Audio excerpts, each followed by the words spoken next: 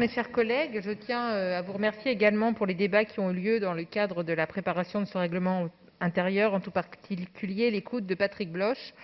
J'associe à cette intervention nos collègues du groupe indépendant et progressiste.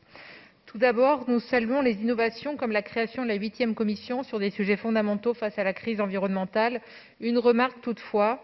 Lors de la précédente mandature, il y avait 7 commissions et 2 présidences pour l'opposition. Cette fois, avec 8 commissions, il n'y a qu'une seule présidence. C'est un retour en arrière.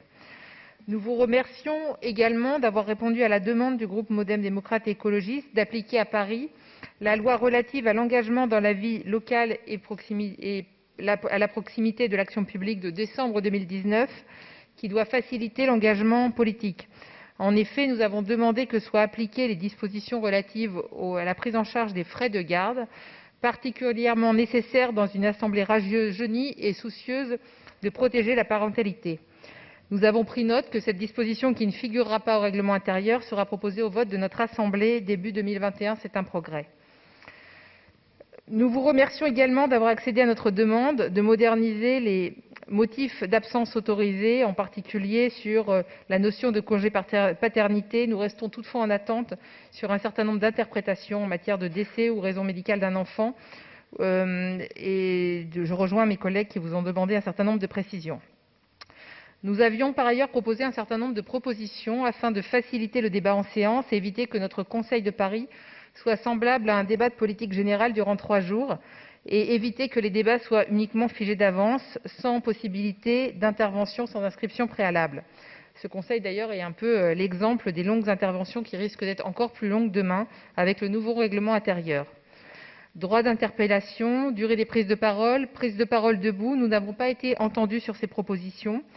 Dans un contexte global, nous étions prêts à imaginer un certain nombre de modifications et nous avons même évoqué la diminution du nombre de vœux présentés si toutefois les droits de l'opposition et de chacun des conseillers étaient garantis. Mais nous n'avons pas su vous convaincre de moderniser de façon globale ce règlement. Nous retirons donc un certain nombre de nos propositions. Nous souhaitions également donner aux commissions plus de poids, un rôle plus important, demandant à ce que les adjoints puissent répondre en commission aux questions posées aux membres qui y siègent et non en renvoyant en séance les possibles réponses, et enfin faire que ces commissions soient filmées et diffusées sur le site de la Ville de Paris en temps réel.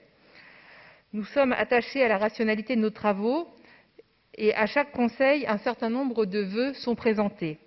Nous avons été particulièrement insistants sur une demande, celle de produire autant de fois que nécessaire un tableau de suivi des vœux qui éviterait de conduire à la représentation à plusieurs reprises du même vœu.